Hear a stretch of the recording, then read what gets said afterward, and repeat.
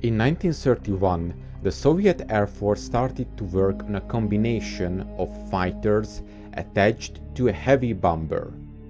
The main purpose of the system, which was later called the Zveno project or flight project, was to deliver the fighters beyond their conventional range and use them for dive bombing with heavier bombs than they would be able to take off with.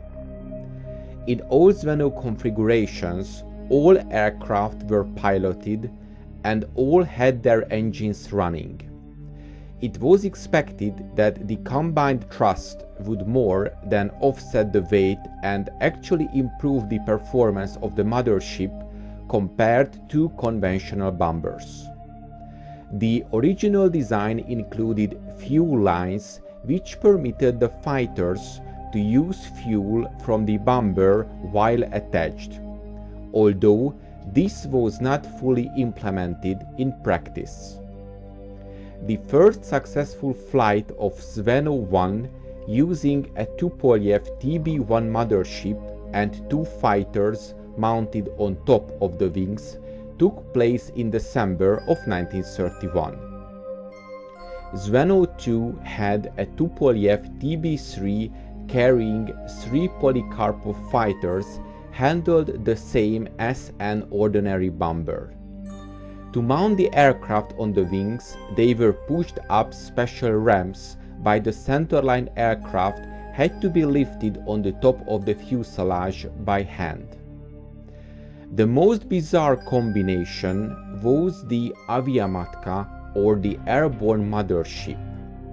A TB-3 bomber with 2 fighters under the wings, 2 on top of the wings, and 1 attached under the fuselage in mid-air.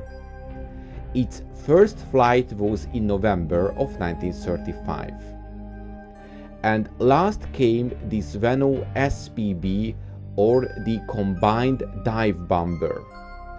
1 TB-3 and 2 I-16s under the wings, each armed with a pair of 250 kg bombs. This was the only one used operationally during World War II. Although the fighter could get airborne on its own with no more than 100 kilograms of bombs, once hoisted in the air by the TB-3, it could reach 410 kilometers per hour and could dive at up to 650 kilometers per hour.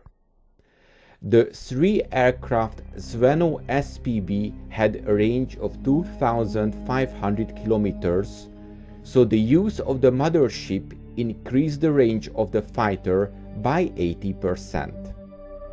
The SPB first flew in July of 1937, and by February of 1940, the Soviet Air Force was supposed to receive 20 TB-3 bombers and 40 fighters, with the same number going to the Soviet Navy. In June of 1940, a total of 6 mothership fighter combinations, so 6 bombers and 12 fighters were completed.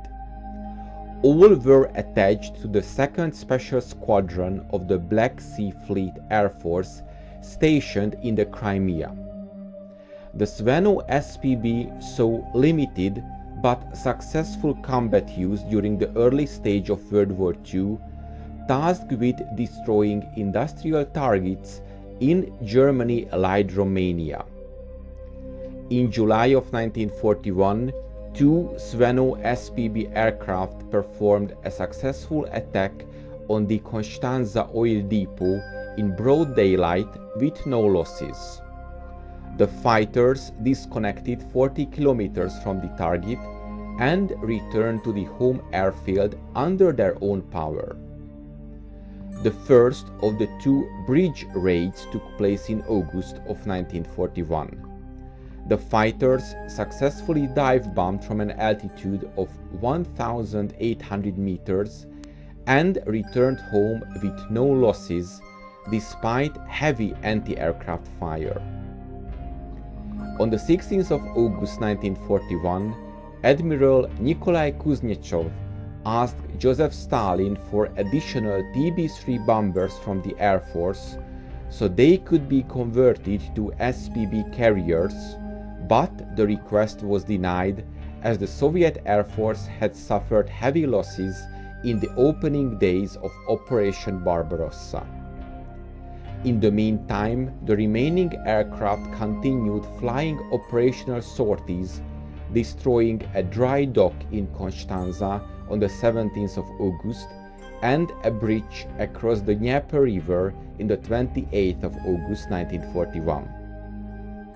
Despite the high success rate, the Zveno missions ended by early 1942 due to high vulnerability of the obsolete TB-3 and the I-16s in the face of German air superiority.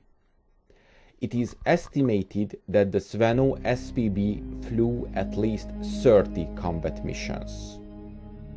I hope you enjoyed this episode, and to make sure you don't miss my future work, please make sure you are subscribed to my channel and press the bell notification button. Thank you, and see you in the next video.